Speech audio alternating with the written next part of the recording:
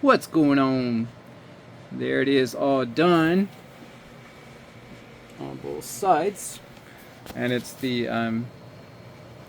got that new tough old big old hard point, and then um, got the DUBRO heavy duty clevis horn system in the 1032 size, and then sync that all up. I got longer push rods now since all these locations changed. I had to change the push rod length. And then I put protractors on the servos to where I could synchronize the distance, match the distance left and right on each side of the plane. So I got 45 degrees left and right from a to be determined center on both sides. And I did that with adjusting the length of the push rods. Then at that point you see that where you put your control horn gets to be important if you want to have all your angles and leverages on top of being matched and synchronized. So all things to think about. But yeah, and then I set rates in the radio on the rudder to where I could go to each rate and hold it. That way it'd be steady.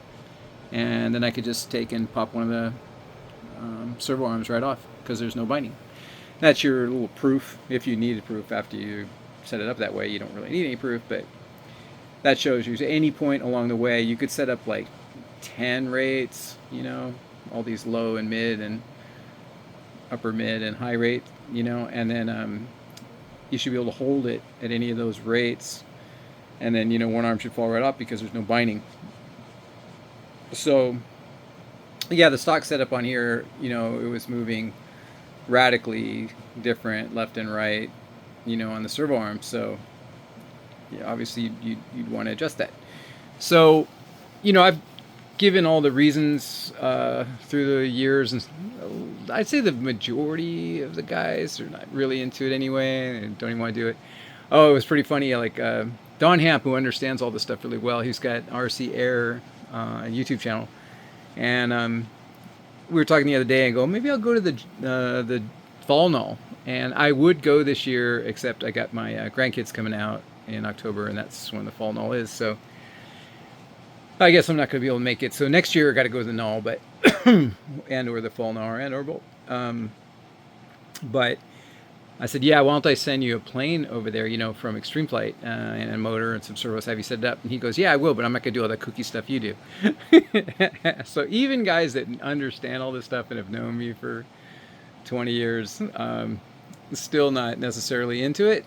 And I get that. My little slogan or approach, this last year, I said, if you can take your servos, like these two, on each side of a rudder, or the ones, two on a wing, and then two on the opposite wing, and you can have those going, the arm itself, on the plane, you can have it going from a to be determined center, which is, figured out by adjusting the length of the push rod with a protractor. You can have that servo arm going the same amount of movement, the same number of degrees on a protractor, ideally 45, 50, somewhere in there. Left and right from this to be determined center. For your control surface, let's say aileron or rudder, or elevator, if you have, like this plane's going to have 2 servos per elevator.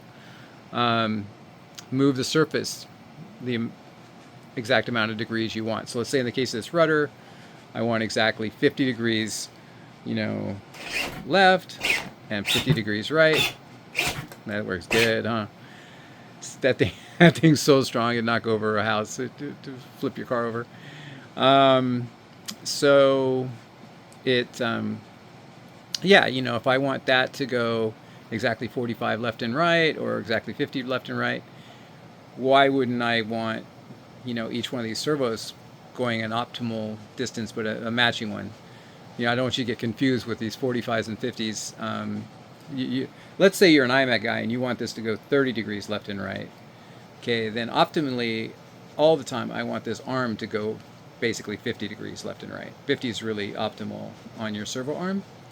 So why wouldn't I want to have this one on the right side of the plane going exactly 50-50, for this to move 30-30, and this one also going exactly 50-50 at the same time. Why wouldn't I want that? You know, if I can do that quite easily, why wouldn't I want to do that? So that's been my my you know my my way to try to influence my, there's a better word than slogan, that's been like just the what I've been saying to try to influence people to give it some thought, you know, and consider doing it. Yeah, why wouldn't you want to? Like, people go, oh, you don't need to do that, but why wouldn't you want to? What would be the problem with doing that? Especially, you know, once you do it on a couple of planes, it's very quick and easy to do. But I thought of another thing the last couple of days on all this stuff, you know, if I haven't got you yet, to, you know, think about being synchronized, think about not binding, think about not yanking on your control horns, not wearing out your servos and batteries, you know, gear trains, all these kind of things, braking stuff, because you really don't get, you know, it's just not interesting to you. Then I started thinking, well, everybody should know Terry Wiles that flies giant scale, and if you don't, you should check the guy out, Terry's Custom. And he's got a video where he shows how to mechanically set a throttle curve. So what he does in the video is he's showing adjusting the pushrod length longer and shorter, which changes the curve on the throttle, because it changes the proportion, the linear proportion at the bottom end and the top end of the movement. So the butterfly, you change the length of the change the length of the pushrod, and the butterfly will go real quickly at the bottom, and it will take a long time at the top. Or you reverse that length of the pushrod that you just adjusted the other way, and longer or shorter. It depends on, you know, which way you have your servo and all that, but just go the opposite way on it, like Terry shows in the video, and then all of a sudden you have all your quick movement at the top end of the butterfly, and you have a very long slow movement at the bottom, you know. So depending on where your motor is kind of jumpy to you, it might be jumpy at the bottom end of the throttle range, it might be jumpy at the top end. You don't even need a radio, you know, you can mechanically adjust a curve in, because, you know, again, our servo arms move on a circle, on a radius, you know, so, and they're pushing something that's moving on a pivot on a 90, so like a hinge. There, you know, there's a circle pushing a hinge. So you can adjust the efficiency of the movement, and when it's inefficient, it's going to be very slow and gradual. When it's very efficient, it'll be very fast. But you obviously, if you have servos on the same surface, you would want that to be synchronized and matched up.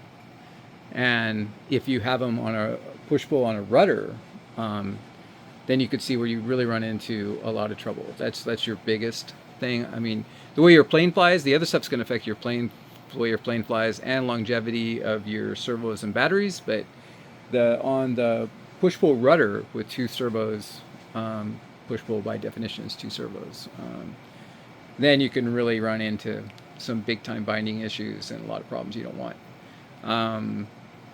And, you know, if it doesn't make sense to you, watch that video of Terry explaining how he changes the throttle curve mechanically on a carburetor on your throttle stick while you're flying. He does that mechanically by adjusting the length of the pushrod. And that's all I'm saying here. It's not some, you know, amazing rocket science thing. If you put a protractor down, you will tape it on accurately, you know, print it out, cut it out, tape it on precisely, you know, where the center of it is the center of the output gear on the servo, and, you know, then you just adjust the pushrod length at that point. You just make it longer, make it shorter, until you can make a mark where the surface is all centered like this rudder is, and you've got a mark right there on the protractor, and then you can swing the arm left and right at equal distance to make the rudder go an equal distance left and right. Then you got it. You know, so it's it's as easy as that. You know, you get the protractor on there correctly, and then you just tighten or loosen the turnbuckle on the push rod. That's it. You know, but once you do that, you will start looking around. Once you get that far, you'll start looking around. Well, this control horn location gets to be more interesting, and you get a little more picky about where you want the control horn. But you know, if you do something about that or not, you know, the control horn location, and there's ways to cheat that. I got videos showing how to cheat that. But whether or not you get into that, you know, is getting more icing on the cake. It's getting more, you know, a better leverage and angles for, you know, the longevity of your equipment. But the main thing is just to get them synchronized to where they're not fighting each other. I mean, that's, I'd say like 80 to 90% of it. The last 10 to 20% is just following through. You might as well get it all just exactly right as long as you can. But getting the pushrod length right from a TBC, a to be determined center, you know, having it go equal distance, it's a big deal. I want to go down all that road. But yeah, I couldn't show all that the way I was talking about showing it on this plane because I don't have the camera set up. So I got to set the camera up on the tripod, get everything in the right place, maybe put a GoPro on, get a couple of camera angles, have two hands free, and then I could show that better with the protractor and everything. But I did do it. It does work really well. Let's see if I can grab center, man. 1600 inch-ounce torque, and the holding power is nutty on these servos. So yeah, that's kind of it. I think this thing's ready to go up today. I might go fly it today, and Chris is supposed to be there. Maybe we'll get a video. All right, out.